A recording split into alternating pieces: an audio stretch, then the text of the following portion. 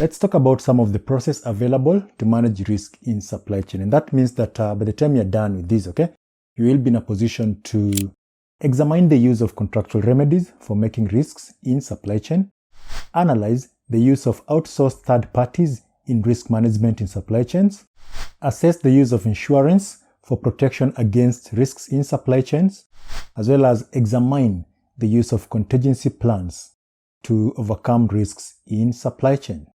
And what you need to remember is that as supply chains grow, okay, supply chains have grown more complex over time, so have the tools available to manage risks. It is important that procurement and supply chain professions have a good understanding of the methods, benefits, and pitfalls of managing risks. And so let's talk about how you go about all that. And we're going to start with examining the use of contractual remedies for managing risks in supply chain. Now, the good thing about contracts, or rather the main thing about contracts, okay, in relation to supply chains, is that it will help in assigning risks, it will help in assigning liabilities as far as the parties in those contracts or the parties within that supply chain are concerned. Okay? In sales of goods, for example, there are terms that will show the kind of quality expected, or there could be a requirement for things like insurance. But then there is still the question of allocation of risks, there is still the question of remedies, and so let's see how, you can do all these. And the first one that we'll start with is indemnities and liabilities. Now, speaking of liabilities in a contract just refer to the legal responsibilities of the parties or a party in that particular contract. A contractual party that has a liability is the party responsible for a specific outcome in that contract, which means that all the parties in that contract, remember, when we talk about contract, we're talking about a legal agreement, right? A legally binding agreement, which means there are things you're supposed to do, there are things I'm supposed to do, and that is where liabilities come in.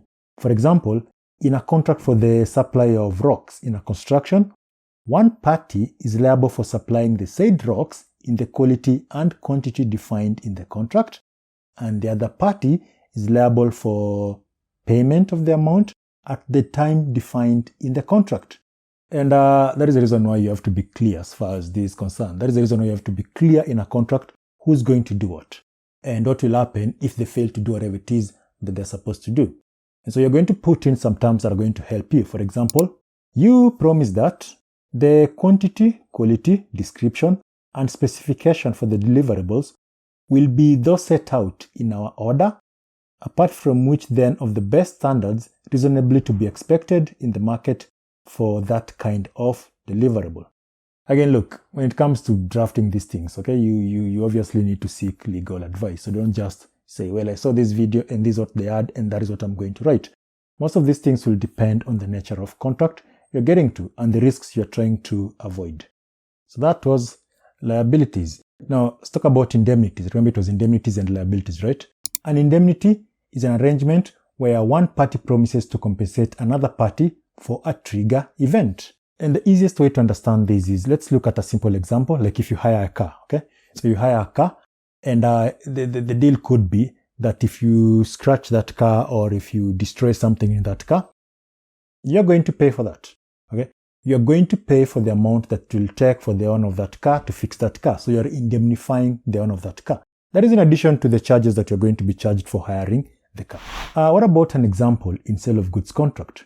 Now, let's say you have a contract with supplier X who supplies some electric equipment, and you have an indemnity clause in that contract, and that indemnity clause could be saying something like, you will indemnify us and keep us indemnified immediately upon our written demand against any cost, claim, expense, or liability arising from any risk for which you are responsible under this contract. So that one's actually from the CIPS standard contract. The idea is, in this case, you're simply saying that as a seller, if you sell the buyer something and that thing malfunctions, then you will have to indemnify that buyer, okay? Basically, you'll have to compensate them for all the costs that they will incur in relation to, as a result of that malfunction. So when they're fixing it and all that, you're going to be paying for that. Again, most of these things will depend on whatever it is that you want to put in a contract. But the idea here is you are trying to manage risks associated with supply chain, and part of that supply chain, there's a seller and there is a buyer. So in this case, you're assuming you're the buyer.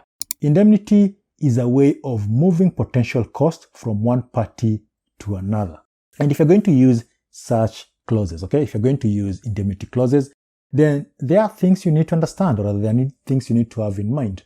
And these will include things like, number one, details of what types of costs are covered, duties of both parties when an event occurs, a monetary limit, and then a time limit that the indemnity will last. Now that is indemnity and liability as a way of trying to manage the risks. Now something else that you also need to understand, okay, in relation to supply chain risks will be ownership of IPR, basically intellectual property rights.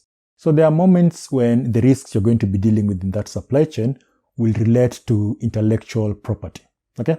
This is especially the case if you are like collaborating, you're creating something and there is a supplier, there is you, there is whatever. And then, so the question becomes who owns certain rights in relation to this thing? So you see there are those kind of risks. Intellectual property can be defined as a creation of the mind. Now, there is obviously difference between, there is an obvious difference between intellectual property and physical property. Intellectual property is not physically divisible. That is, it does not get used up when people use it. So for instance, when you're listening to music, right? The fact that you're listening to music doesn't mean that now you're going to finish all the music for everybody. So music in this case, okay, is an example of something that artist owns, okay? It's an intellectual property as far as the artist is concerned. So the song is an intellectual property of the artist. So in our case, you're dealing with supply chain. And so intellectual property ownership is a way of protecting a design, invention, or know-how that is shared with the supply chain in order that the members of the supply chain can carry out the work required. To understand this, okay, imagine a company that contracts with another company. So let's say it's your company, right? You contract with another company and they're supposed to manufacture some equipment for you. And in this case, you've provided them with the design. So then the question becomes, how exactly are you going to protect yourself so that they don't just make this thing and then copy your design and then use it elsewhere? So you see, in this case, there is the issue of intellectual property. When an IPR clause is in place, the company allows the supplier to see the design so that they can make the part, but the supplier cannot then take the company's design and make and sell the parts to other customers without the permission of the company. But then again, you have to remember that when you're working with suppliers, okay, there is what you know, there is what they know, okay? And so at some point, you may end up having something called a joint IP or a joint intellectual property. Any IP from goods or products jointly produced is known as a rising IP. And that is going to lead to issues like who's going to own what, and what exactly can they do with whatever it is that they own? How do we know that from these arising IP, this part is ours, that part is theirs? What if you want to say, all that stuff. And so when you're faced with issues like those ones, there are a number of ways you can deal with that, okay? When you're collaborating with the suppliers, and now you have these joint IP or arising IP. So the question of how do you deal with that, okay, can come up. And there are a number of ways you can deal with that. For example, the customer is granted ownership of all rights and title in the arising element and all arising IP in them, but it grants the supplier a broad license back. So the benefit is that as a customer, you will own, okay, all the rights in relation to that thing, but then as a supplier, you can still use, because the customer has licensed you the right to use it, you can still use it, although you don't own it. Now, so that one is the first one, okay? The customer owns their IP, but then they license the use of that IP to the supplier. Number two, the customer gets the copyright ownership, while the supplier gets the patent rights and license the customer to use it internally. So in that case, the supplier can reuse the idea, okay? But then they just can't make something similar to whatever the customer has. So they've been granted the use, but then if they make something similar to whatever it is that the customer has, then you see that becomes a copyright infringement. Now, number three, another way that you can deal with something like this will be the supplier owns all the IP in the arising product, and we license the IP back to the customer for their internal use. And number 4, the arising IP could be jointly owned. Of course, this will lead to some complication, but the point is, if you can figure out how you can jointly own the thing, then that can work. So let's sum all this up by looking at an example. Let's say a chemical company contracts with a software company to develop a bespoke software package for running its employee training. Now with softwares, the code is usually the intellectual property, and the company decides that they want to own the software. This way, any future upgrade can be done by other companies they want. Now, how will the software company protect the intellectual property, especially since the chemical company can decide to sell the software? Now, in that case, they can limit how the company is going to use that. They can limit that to internal use only. They can say, look, we've designed this thing for you. You can use it, but here's the software that we've given you. You can use it internally only. You can't then say that you're going to sell it to someone else. So basically, they will set out such terms in the contract. Now, some other remedy that you can use, to manage risks in supply chain will be the force majeure. So let's talk about the use of force majeure clauses. Now, a force majeure clause in a contract effectively allows the parties to suspend or terminate the performance of the obligation if they are affected by exceptional events outside their control. Example of such things, example of whatever it is that can become a force majeure will include things like acts of terrorism, war, fire, flood, industrial strike, which by the way is important. You need to understand that industrial strike is not the same as when your company strikes. When employees in your company strike, that is not industrial strike. That is just an internal problem that you have.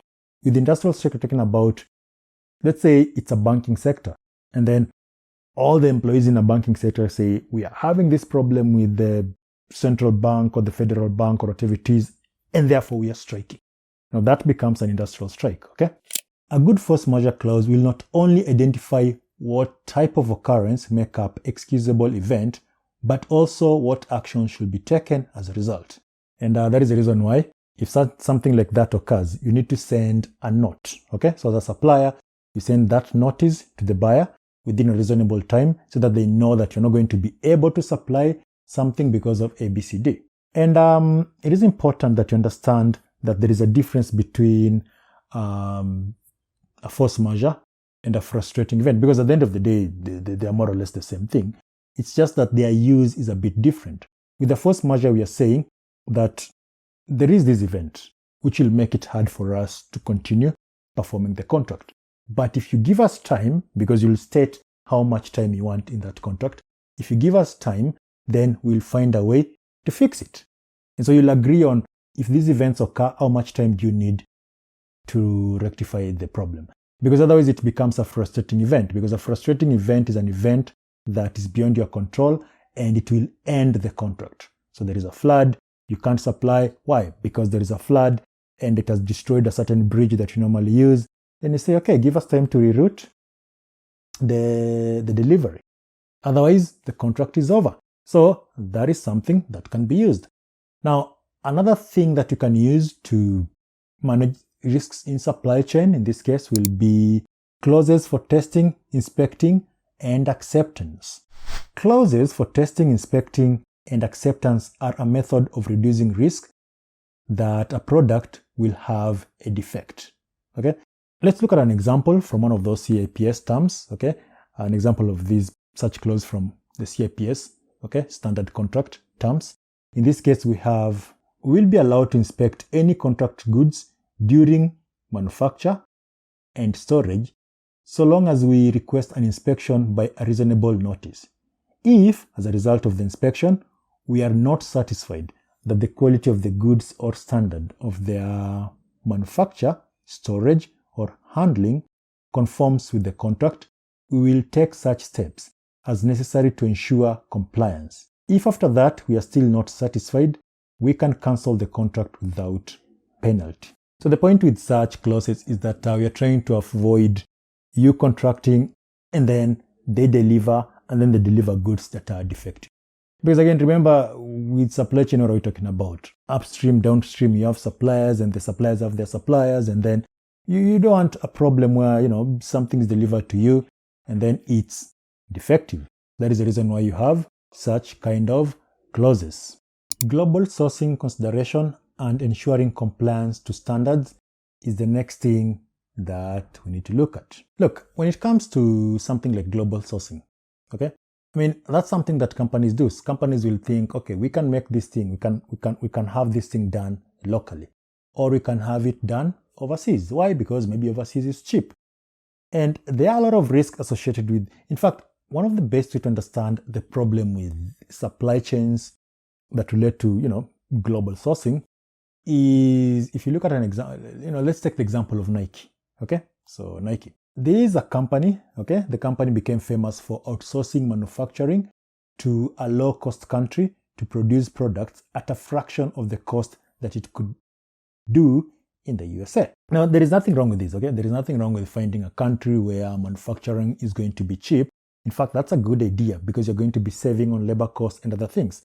But then the problem is, if you don't take your time to figure out how things are happening in that country, then that can be a problem. The Nike's contract, okay? So its contract included Nike having no liability towards labor conditions at the supplier site. No labor standards were included in the contract. That's a clever way of just saying, look, get the job done. We don't really care how you're going to do it, just do it. But then the problem was the media, okay? So media caught wind of that and then started explaining how there were problems with those factories where these products are being done, okay? Like labor, okay? So people are, there are just a lot of issues. And Nike products became synonymous with labor exploitations and faced a backlash against Nike brand. Now, of course, the company learned their lesson and now they have strict rules when it comes to global standards. But the point here is that if you ignore such, okay, you just think, well, we are going to manufacture these things in Africa or in whatever country. And then you think, yeah, that's okay. The problem is that the world is not global, okay? The world is not global. And some supply chain problem that you're trying to avoid or some supply chain cost that you're trying to avoid in your country can end up becoming a problem in another country. And then you start facing, people boycotting your products, okay? So what is the point here? Now, the point is that when you're sourcing in different countries, okay, then you need to factor in a number of things. You need to factor in things like the risks of currency fluctuation, different ethical standards such as prevalence of bribery or gifts as inducement, different laws, different business practices such as understanding of fair and transparency, tender process, attitudes to use migrant bonded labor, e.g. modern day slavery, okay, as well as discrimination. So to ensure the standards are met, a contract clause that require compliance with one or more accredited standards could be inserted. So don't be like, we are going to legally protect ourselves by just not saying anything about labor, okay? Or, because things like currency fluctuations, those ones are just going to affect you anyway, whether you put them in a contract or not. But the point is you really need to do your due diligence when you're dealing with global outsourcing. Otherwise, there are some lessons you think you'll come, you learn and then you think you'll get out of an easier way or easily. But then you realize that people are now boycotting your products. And then maybe they won't even, it will take you a lot of money to do PR and all that. So sometimes you just have to do your due diligence and avoid these problems. Let's analyze the use of outsourced third parties in risk management in supply chain. So the one thing that you quickly notice when you're talking about supply chain or when you're looking at how most companies sort of decide on what to go with when it comes to supply chain is they always look at cost, okay? And the philosophy is actually to reduce cost. And of course, there are good things about that, there are bad things about that. As supply chain become longer, more complex, and more geographically spread in order to chase lower cost, there is inherently more risk, okay? We've just looked at an example of Nike, okay? Where they thought it would make sense for us to just manufacture elsewhere. It will make more economic sense. And they're not the only company that do that. Where do you think iPhones are manufactured? They're designed in US, where they're manufactured, okay? Most of these products will be designed in one country and manufactured in another country where it's cheaper to do that.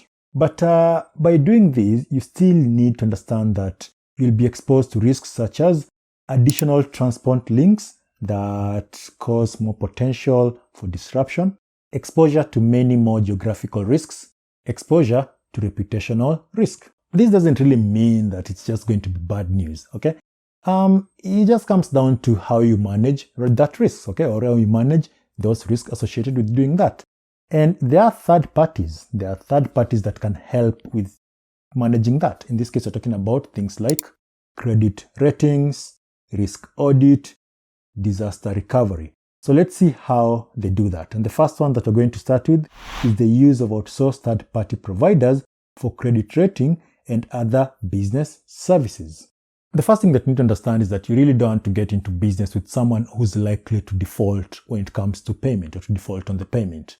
Okay, that's kind of like common sense. Credit rating is an evaluation using public and non-public information of the likelihood an organization will pay its financial obligation.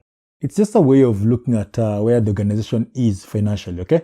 And this can be done by looking at things like company accounts, company filings, timelines of loan payment, timelines of supplier payment, the size of the business, etc.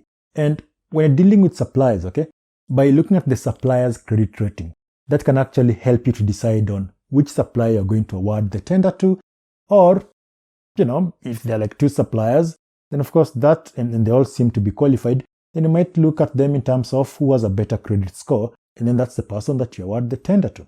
But you also need to remember that while credit ratings are a useful tool, they are not always a perfect predictor of financial demise.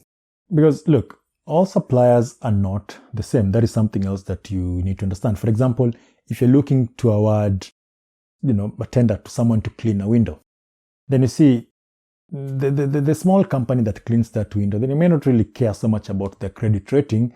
You're just interested in the ability to do the job. But that is not the same as if you're dealing with a strategic supplier, okay? So if a strategic supplier has poor credit rating, that could be a concern. And so in this case, the question then becomes, what exactly are you going to do about it? Because they are your strategic supplier, you need them, okay?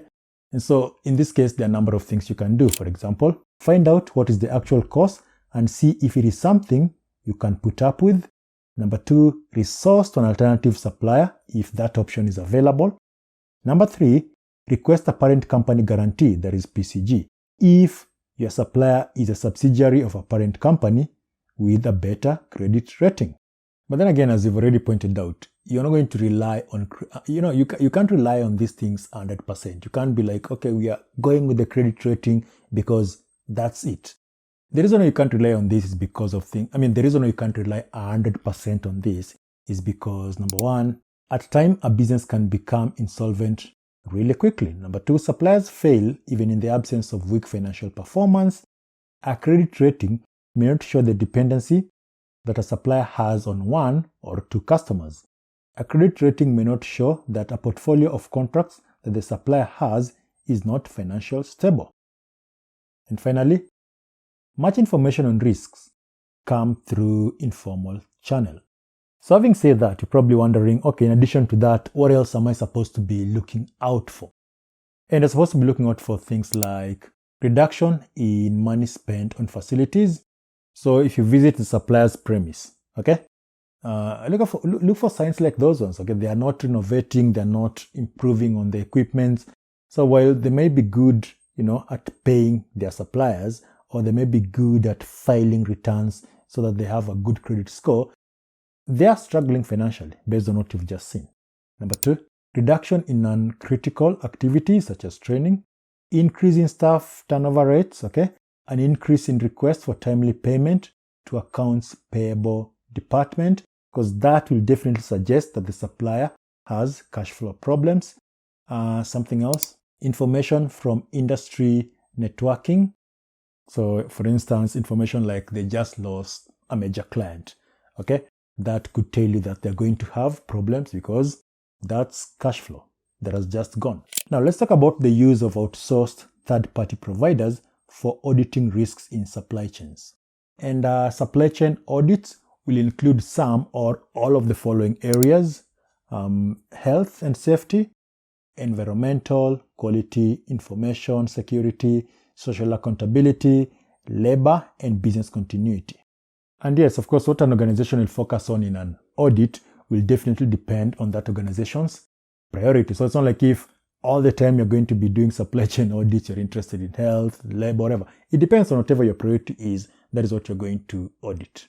For example, the clothing industry focuses on things like human rights and labor audits, since there have been several instances in the industry or in that industry where labor malpractices has been highlighted and has caused significant brand change. And we right now, like if you're using any website, okay, you'll realize that they have to notify you about cookies. Basically, they have to notify you about what they're going to do with the information. So that becomes a thing because consumers are increasingly worried about data privacy. So that's something that can also call for an audit as far as that organization is concerned.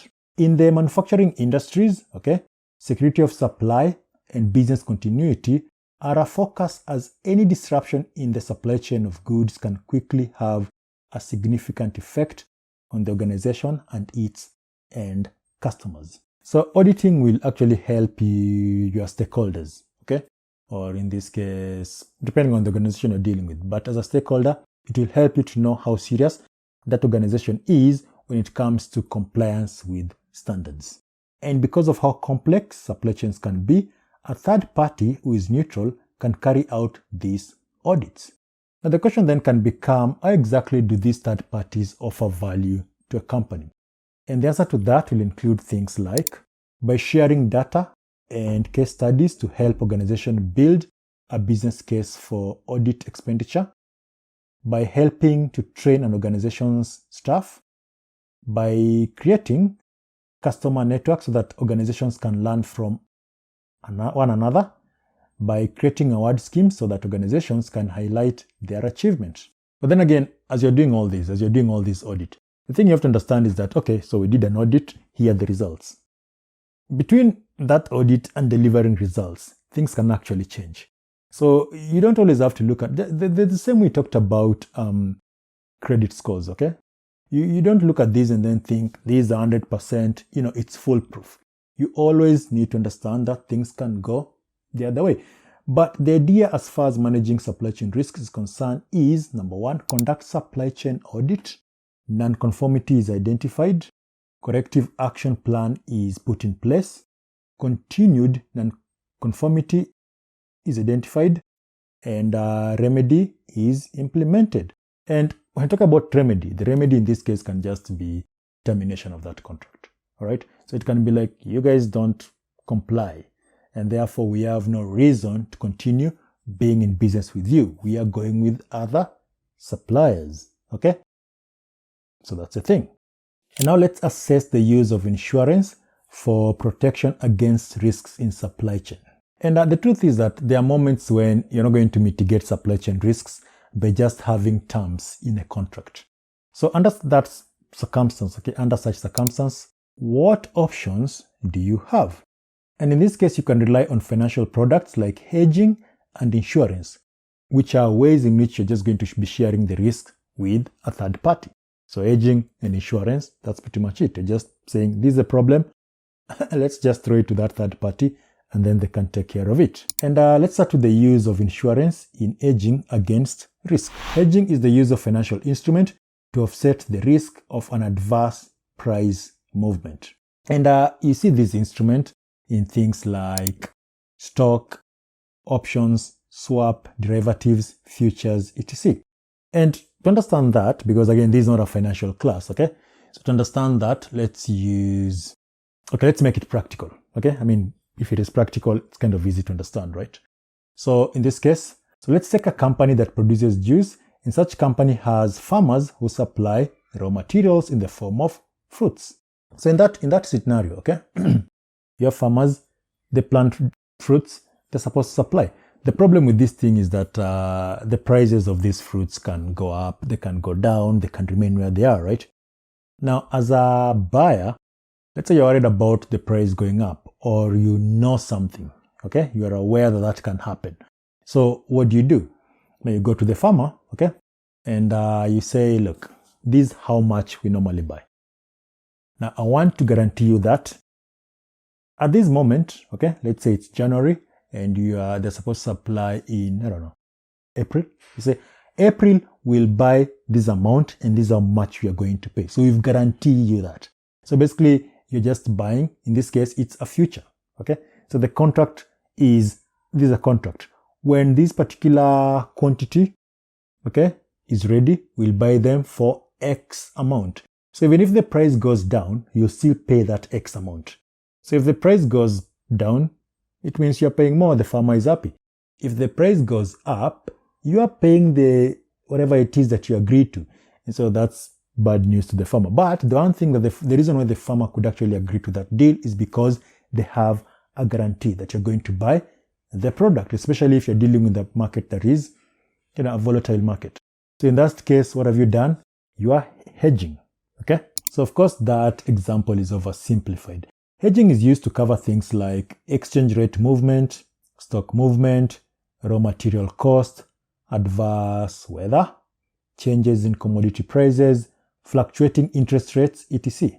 Think of it this way, like when you buy insurance, what exactly are you saying? You're saying, look, I have a car, and if this car has a problem, then maybe it's stolen, then it's like, yeah, since I've already paid insurance, the insurance people are going to give you money to get a new car. So you've just moved the risk to the insurance person. I mean, that's pretty much the thing. That's the reason why you pay premium. So the premium amount you're paying is because of that contract. Anyway, the idea here is that you're looking at your supply chain, okay, from a supply chain angle, hence the example of the fruit.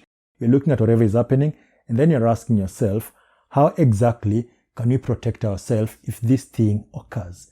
Then you say, well, we can protect ourselves by either using a third party or by having a future, okay, like that kind of contract.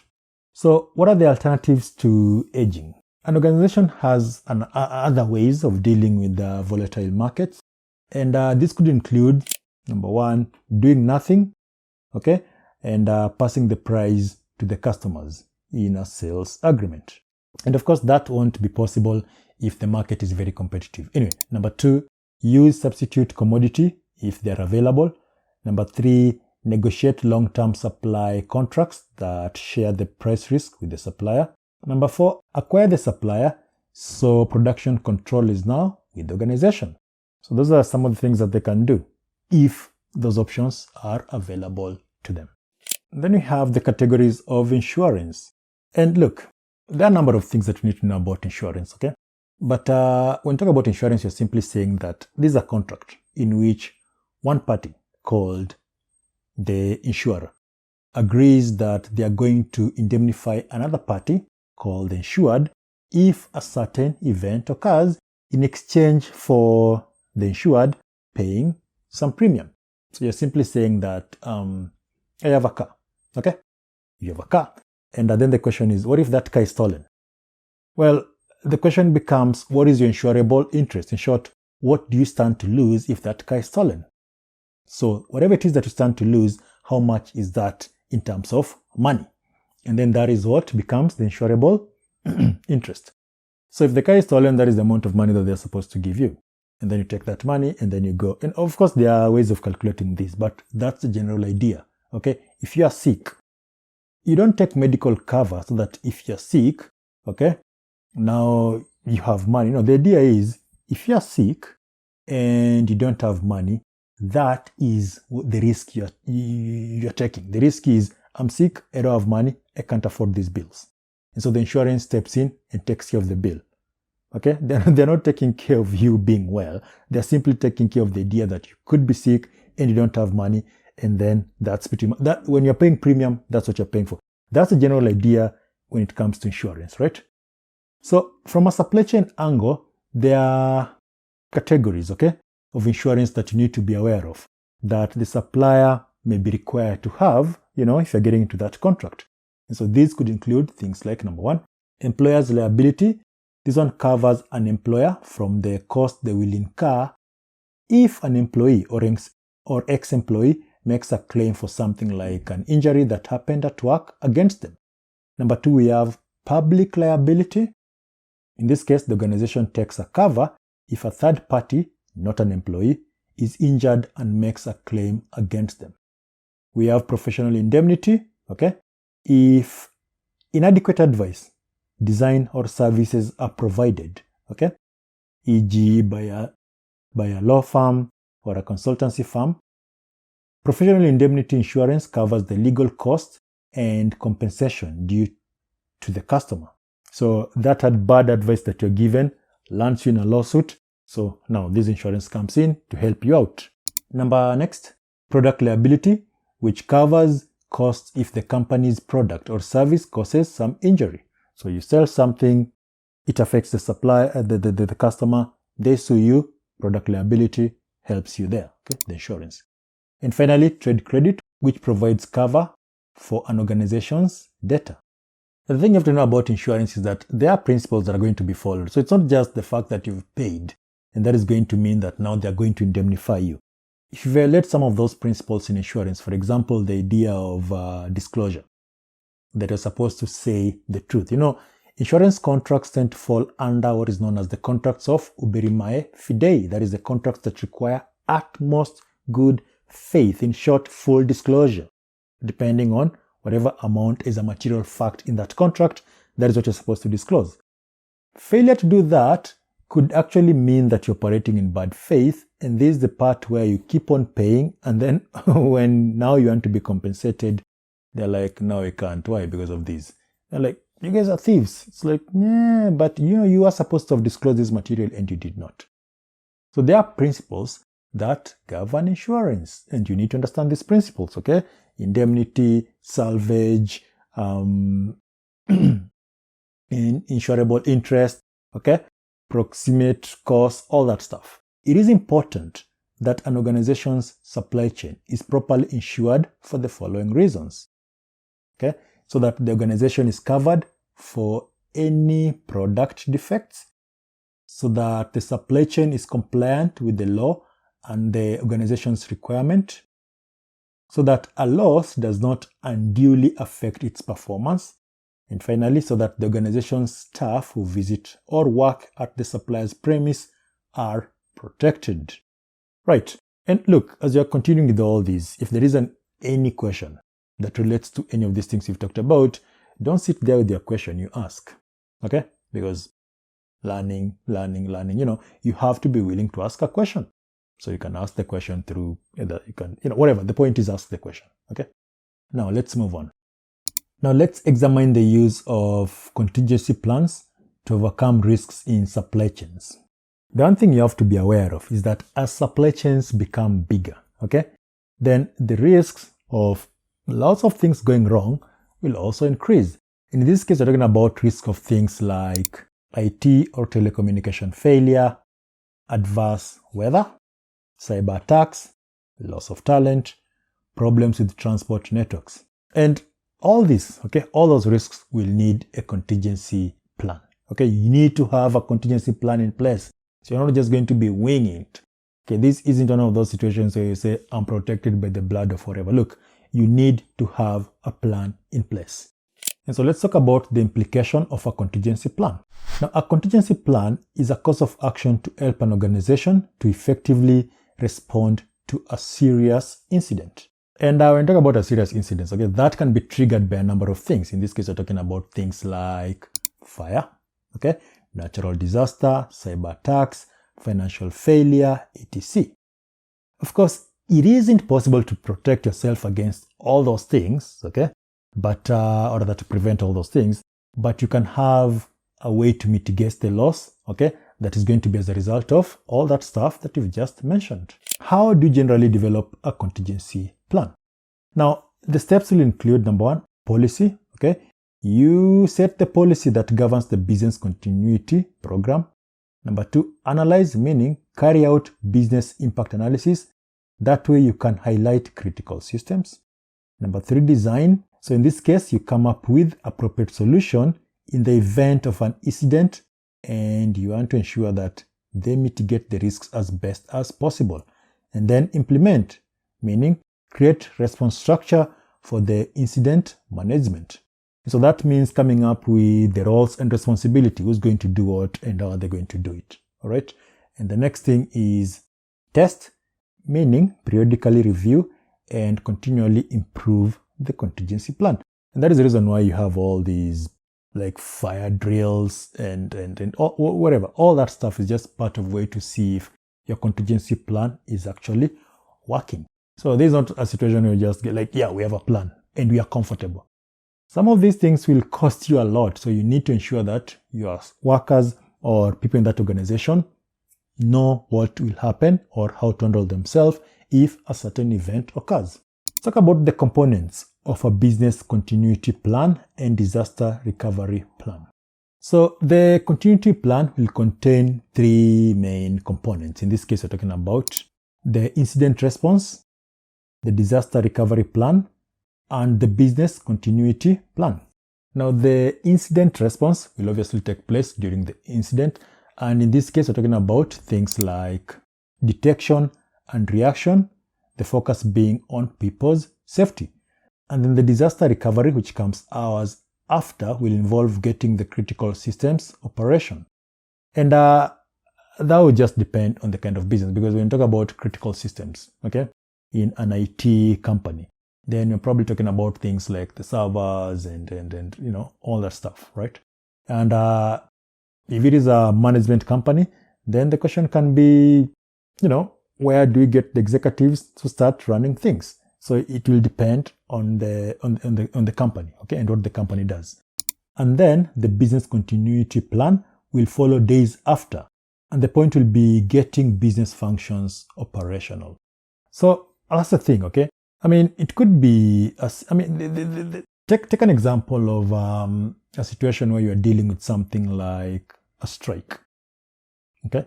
So in this case, you might think, well, what can we do? Okay, if these people go on a strike, then it means we can move, okay, to a different location, which becomes your disaster recovery, sort of like a location, and then you run the business from there. Well, people in this area are on a strike. Okay, so they're, you know, doing their, you know, whatever, demonstrations and all that, while the business is continuing from the other end. So your employees know this happens, don't bother showing up there. Go to that office, start running business from there, and things will continue to function. So these are some of the risks that you're going to be worrying about as far as your supply chain is concerned.